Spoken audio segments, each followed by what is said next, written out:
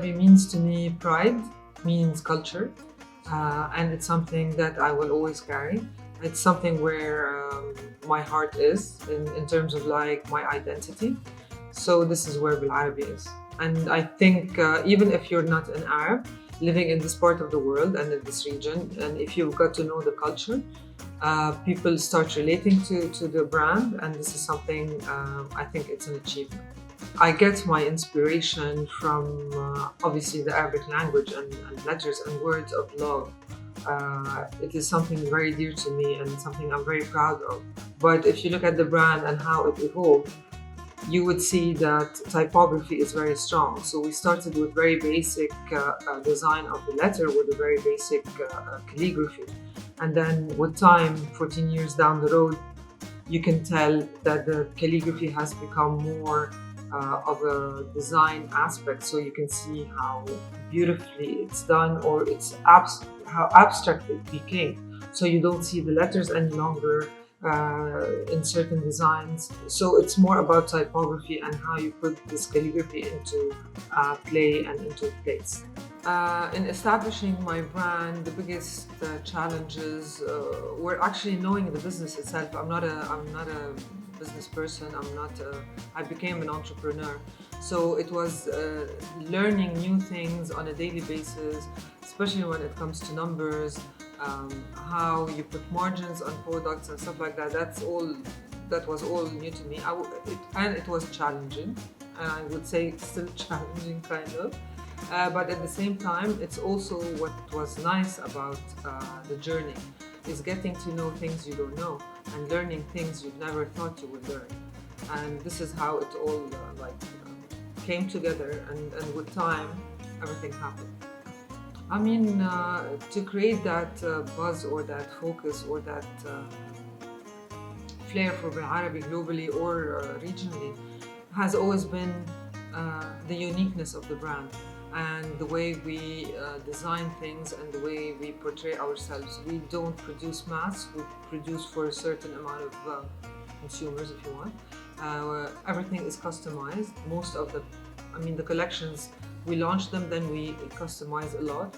So this kind of a niche thing, we can find, it has always been a plus, but we can tell that nowadays more and more people want something unique, something special, and this is what they come here for. They come for Arabi for that. I'm not a person who looks at the future in terms of planning or looking at 5 years what I'm going to do. I work organically. I work because I love what I do. So it's day by day. The future, you never know. I mean, would you have known what would have happened in 2020? You wouldn't. Would you have expected? So I guess we've learned not to plan too much. Obviously, 2020 came as a surprise to a lot of people. We had big hopes for it, and it sounded so nice and beautiful. But we have to be thankful, and we are blessed that we are still in good health. That's first and foremost. Regarding the brand, I would say we've learned a lot. We've learned to manage our stock. We've learned to manage our production. We are more careful because our sales went slightly down. Slightly is an understatement, but no, alhamdulillah, we're doing well. But it also asks us to focus on our online, to be closer to our clients and see exactly what they want. Their behavior has changed, and we can see that they're more willing to buy higher price point on the online because now they have nowhere else to go and try them. So they are more courageous in doing so, which is great for us. And this is where we need to focus more and more. It's not a fascination about the Arabic language as such. I know it's a beautiful language. It's a very rich and very complex and yet subtle and beautiful language.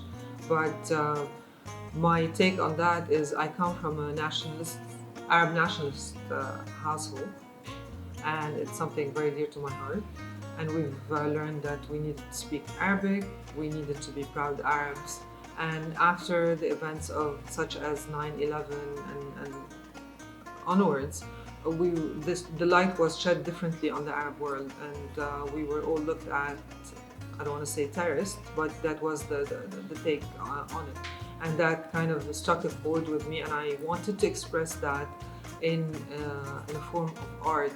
And then it became obviously the jewelry brand, which was not a plan, but this is something that I wanted to do and something dear to my heart, and I wanted to, if I may say, raise the flag of the Arab world.